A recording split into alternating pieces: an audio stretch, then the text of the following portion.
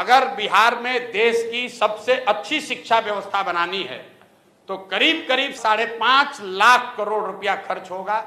5.5 लाख करोड़ और करीब 8 से 10 वर्ष लगेंगे। अगर आज टीचर का ट्रेनिंग शुरू कीजिएगा तो 3 वर्ष में वो टीचर बहाल होगा जो कि कायदे से कर सकता है। तो कोई कहता है कि हम आएंगे शिक्षा सुधार देंगे तो आपको बेवकूफ बना रहा है। लेकिन हम लोग दो बात कह रहे हैं। एक, जो स्कैंडिनेवियन कंट्री हैं, फिनलैंड, स्वीडन, डेनमार्क, इन कंट्रीज में जाकर देखिए, वहां दुनिया में सबसे अच्छी शिक्षा की व्यवस्था है। अमेरिका इंग्लैंड में नहीं है।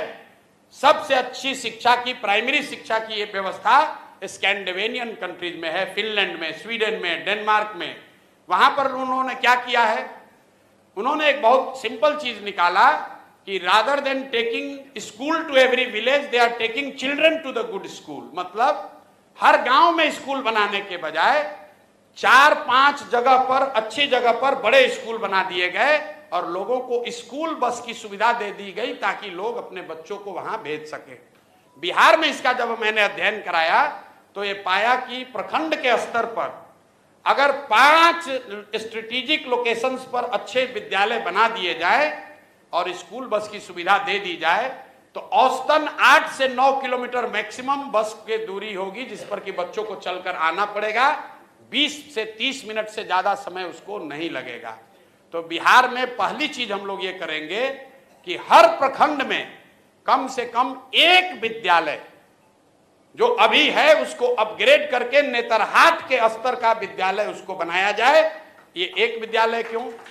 इसलिए कि अगर हर प्रखंड में एक विद्यालय बनाइएगा बढ़िया नेतरहाट के जैसा, जिस एक नेतरहाट के विद्यालय से 1500 IAS IPS बने हैं, वो सरकारी विद्यालय था, यही बिहार के सरकार की व्यवस्था में चलता था और उसमें पढ़ने वाले ज्यादातर लड़के मध्यम और निम्न वर्गीय आर्थिक परिवारों से आए हुए थे। वैसा अगर स्कूल बनाना है तो करीब करीब 15 से 17 हजार करोड़ रुपया खर्च होगा हर साल। इससे ज्यादा पैसा है नहीं बिहार के पास।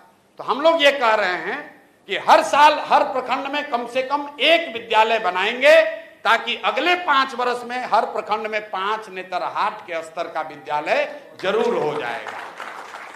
दूसरी बात, हम अगर 5 वर्ष में शिक्षा सुधारेंगे, आपका लड़का 6वां में है, 8वां में है, आप कैसे सुधरिएगा? आपका समय तो निकलता जा रहा है। उसके लिए हम लोगों ने कहा कि जैसे ही सरकार बनेगी तो गरीब लोगों को यह सुविधा दे दी जाएगी कि अगर आप चाहें तो आप अपने बच्चे को प्राइवेट स्कूल में भेजिए और प्राइवेट स्कूल का रेगुलेटेड फीस सरकार की ओर से भरा जाएगा। मतलब कई आदमी कोई समझ में नहीं आ रहा है, कह रहा भैया तो सब तो प्राइवेटे में भेज देगा। बिल्कुल नहीं भेजेगा। ये अमेरिका में या कई देशों में ये व्यवस्था लागू है। जब आपका बच्चा होता है आपको मिलता है दोनों ऑप्शन, प्राइवेट में पढ़ाओगे कि सरकारी में पढ़ाओगे। ज्यादातर लोग सरकारी में पढ़ाना चाहते हैं। आपसे अभी पूछेंगे कि आपका लड़का साइंस कॉलेज में पढ़ेगा कि पटना में प्राइवेट कॉलेज में पढ़ेगा, आप कहिएगा भैया साइंस कॉलेज में नाम लिखवा दीजिए। आपसे पूछेंगे कि PMCH से मेडिकल करना है कि रमैया से करना है, आप कहे भैया PMCH में हो जाए तो रमैया क्या करने जाएगा। क्यों? क्योंकि सरकारी जो मेडिकल कॉलेज है, साइंस कॉलेज है, वो किसी प्राइवेट कॉलेज से उसका स्तर ऊपर है। तो ये सच्चाई नहीं है कि अगर आपको ऑप्शन मिल जाए तो सब आदमी प्राइवेट में जाएगा। दूसरी बात समझिए कि सरकारी विद्यालय फ्री नहीं है। ये आपको हमको लगता है कि ये फ्री है। सरकारी विद्यालय को चलाने में सरकार खर्च कर रही है 60,000 करोड़ रुपया। हर साल बिहार सरकार खर्च करती है 60,000 करोड़ रुपया। तो प्रति चाइल्ड, प्रति बच्चा जो है, जो खर्च है वो प्राइवेट स्कूल से भी ज्यादा पड़ रहा है सरकारी स्कूल में पढ़ाने का। क्योंकि सरकारी स्कूल में मास्टर का कितना है दरमाहा?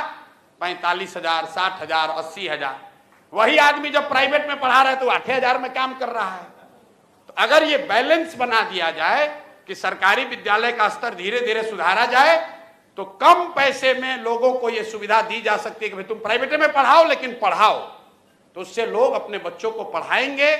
और जो बजट अभी उपलब्ध है इसका 1/3 पैसा हम लोग सरकारी विद्यालय को सुधारने में लगाना चाहते हैं।